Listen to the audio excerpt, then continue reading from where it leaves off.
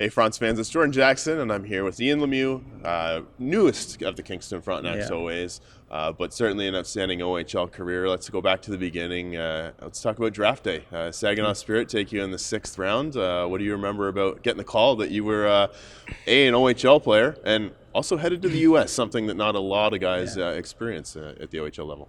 Yeah, it was actually it was pretty funny because going into the draft, I honestly didn't really know Saginaw had a team, and when they picked me in the 6th round, I was kind of shocked a little Yeah, bit, but I ended up finding out that the GM Dave Drinkle at the time, he was uh,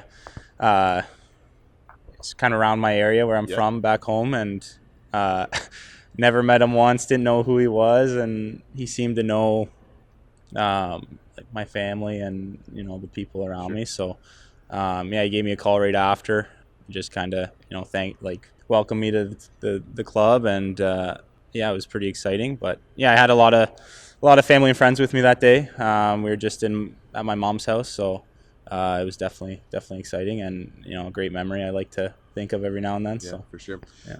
It's a hard position to play to break in as a 16-year-old, no doubt. But you did get some time in your 16-year-old season playing 19 games. You had to be patient. Yeah. But do you remember the first experience stepping on OHL ice for the first time? Yeah, it was. It was pretty exciting.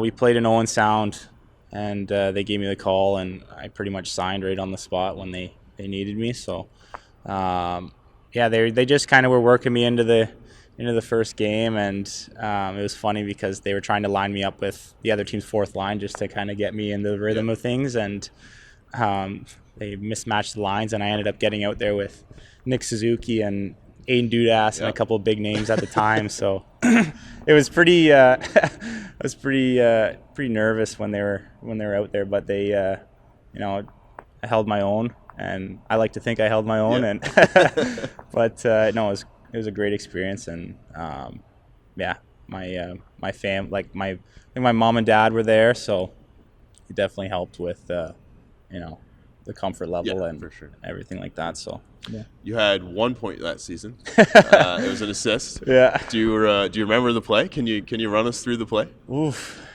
I know it was in Saginaw just because I remember getting a star or something of the night. Yeah. So I remember, throwing a T-shirt in the stands or Yeah. something. But I think it was like a secondary assist or something. It wasn't anything special. I didn't see the ice very much my first year, but no, I think I just threw a cross ice pass or something and ended up, I don't know, jamming in somehow. Do But you have the puck? I might. I'm Yeah. not sure.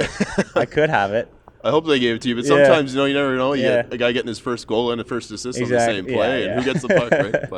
But so year two, you're expecting. I'm assuming you're expecting to go back to Saginaw, start to it's your first full year in the league, have a bit of a bigger role with the Spirit, Yeah. and then early in the year you're traded to Barrie. Yeah. Barrie's looking to get a little younger. Yeah. They thought you fit that role well for them, and that's a big adjustment for a 17-year-old kid Yeah. getting traded. Take us Yeah. back to the trade and your thoughts of going to Barrie. Yeah, so going into that year, I had a lot of chats with the SAG coaching staff and the management, and they were hoping for a pretty big year for me. And I kind of got back, and they picked up a couple more bodies on the back end that were a little more mature than I was, and some of them were drafted and bigger names. So there wasn't the same spot they thought there would be for me. Sure. So I ended up getting thrown in a deal to Barrie with my good buddy Nick Porco, and I actually got the phone call during a pregame nap, Okay. and the GM told me I was thrown in a deal to go to Barrie, and at first I was a little bit shocked, Yeah. just because I was so familiar with SAG, and I enjoyed the company of the guys there, but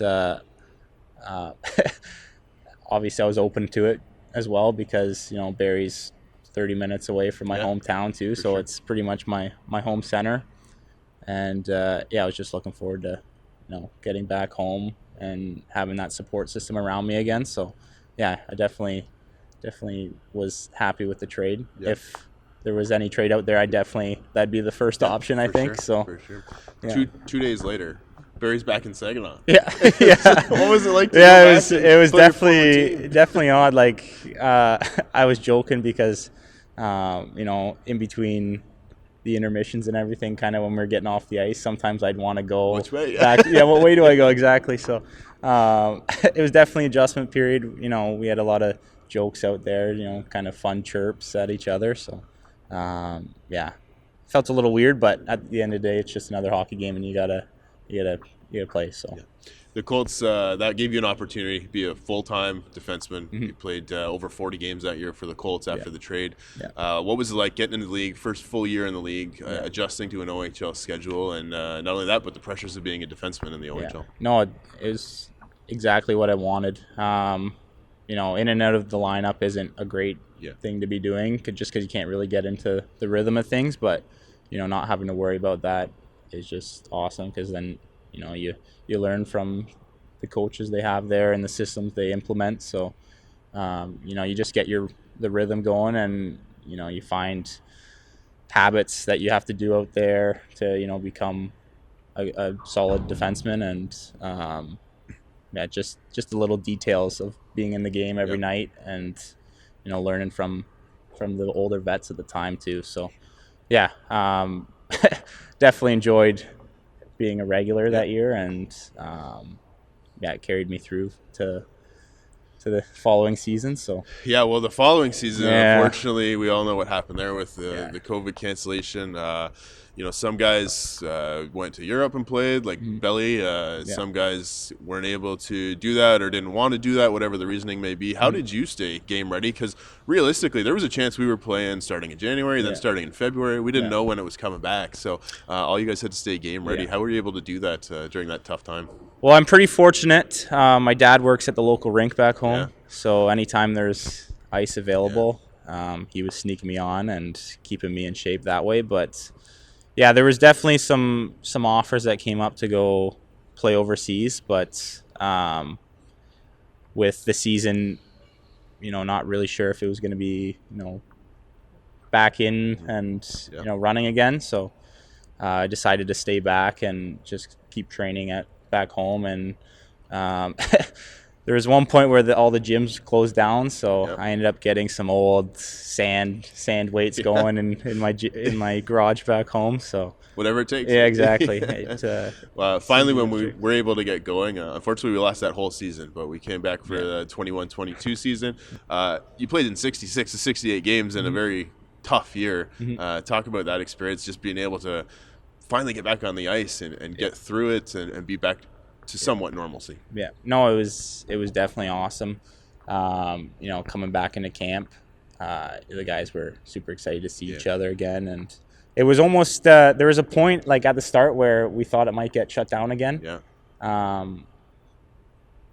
When no fans, and there was a little outbreak again. So we were a little skeptical. I don't know if Kingston was the same way, but Barrie had a few incidents where more than half the team had COVID. So we were all sent home for a little bit as well. So we ended up having to finish off the season with 20 games in the last month and a half or something like that, just because we were so backed up.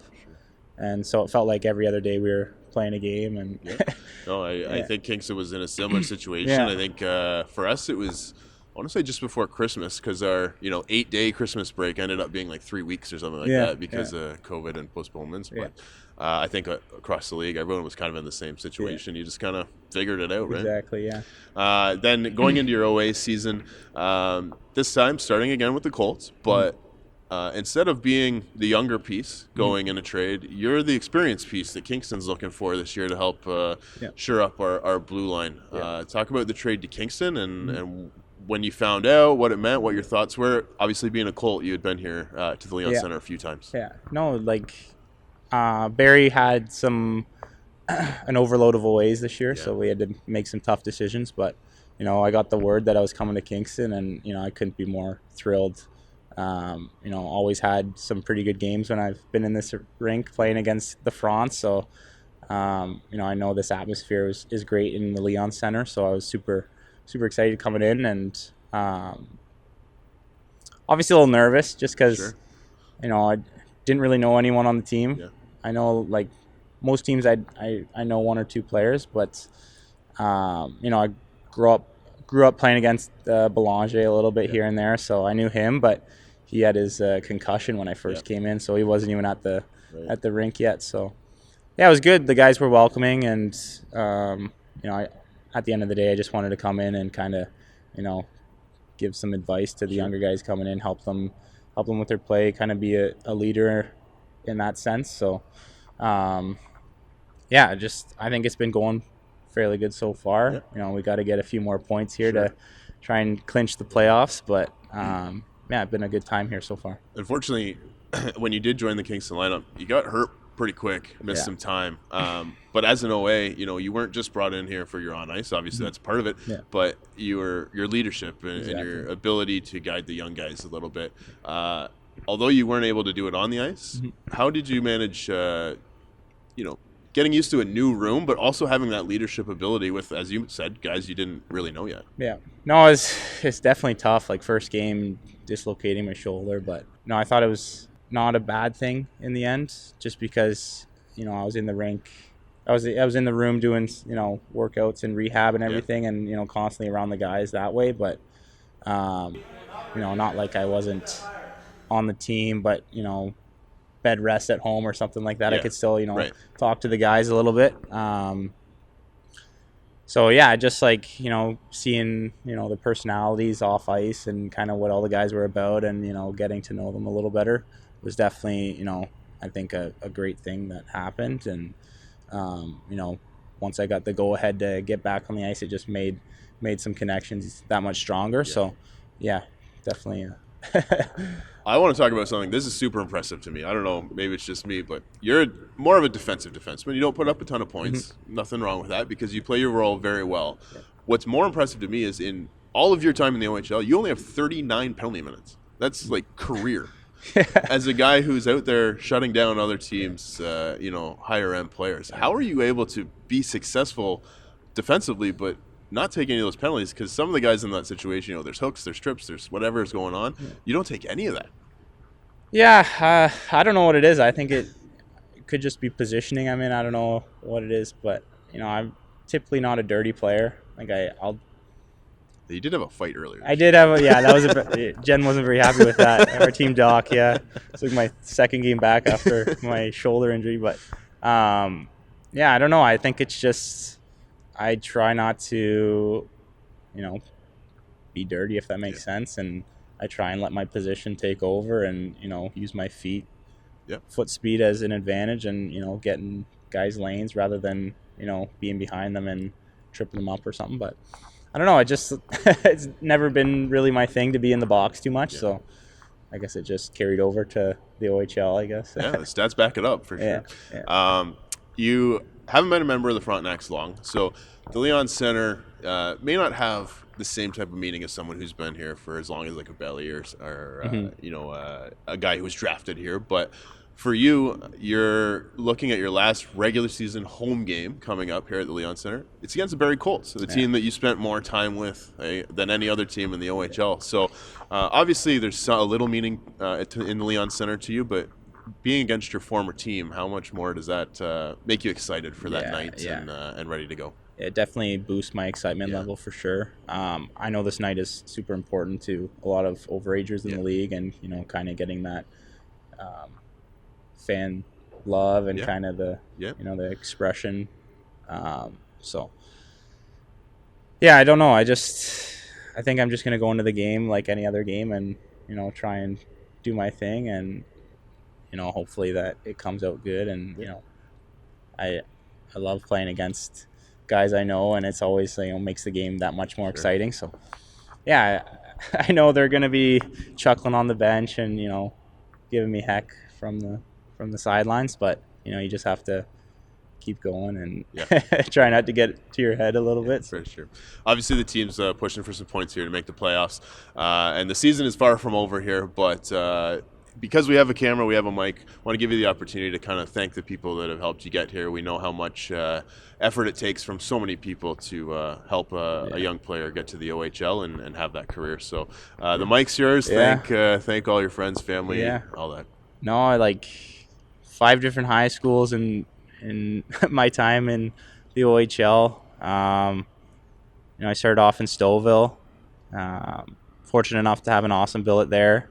Lived with an OA at the time, Regan O'Grady. Kind of took me in under his wing and kind of helped me along learning the new systems and how everything works in the league. And so lived with him for like 3 weeks until they got me into my own billet, the Gomes, and they were awesome. They 3 boys in the family, so they kind of understood the sports side of it, and how guys are, I guess. So they were awesome. And then the following year, my second year in Saginaw, they switched me over to another family there, and the Wheatleys. They're awesome. I can't thank them enough. 2 boys. One was a quarterback of his high school team, and the other was very academically gifted. And they were unbelievable family, and helped me as a young man still. And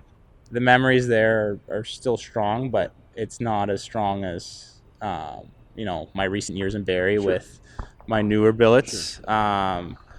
Started off, they got me in with an older couple, Berlin and Hess Carice. They're sweethearts. They billeted for many years for the Colts. They took in actually Brendan Lemieux, another Lemieux. So they always joked about how they had the the Lemieux brothers. So no, they were great. Had them for the 40 games my first year in Barrie, and then I moved to family friends of mine, and I can't thank them enough either. But they he was actually my dad's best man at his wedding. Oh, yeah? So like we're pretty close, and it was definitely tough when I got the news that I was traded to Kingston just for that area. But they're close to home when I come back in the summers, and I'll go visit them all the time. But I just like to thank all the billets and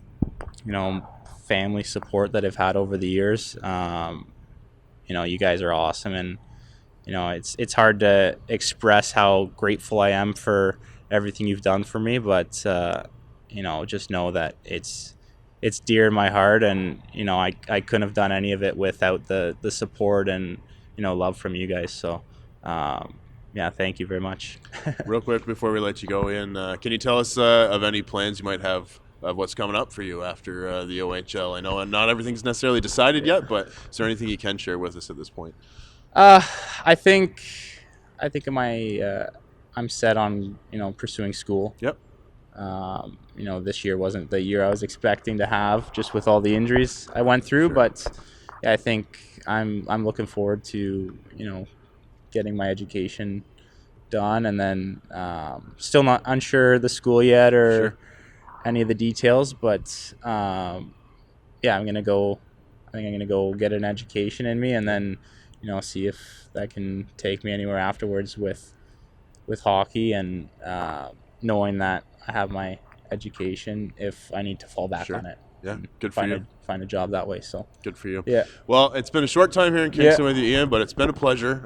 It's been great to have you as part of the Frontenacs organization, and I want to congratulate you on an outstanding OHL career. Yeah. I know it sucks we all lost that 1 year, but all in all, outstanding career. It's been great having you here. I'm sure the Barrie Colts would say the same thing, and the Saginaw Spirit as well, because you seem like an outstanding young man, and we look forward to having you as part of Frontenacs alumni for the rest of the time. Awesome. So congratulations on your career. Yeah. Good luck the rest of the season. We hope to see you get some playoff games in here before you head up. Yeah, we got to get a couple in us. Yeah. Absolutely. That's Ian Lemieux, overage defenseman for the Kingston Frontenacs, as he's looking forward to helping his team get a few points here, get in the playoffs before he hangs up the skates in the OHL for the last time next Friday.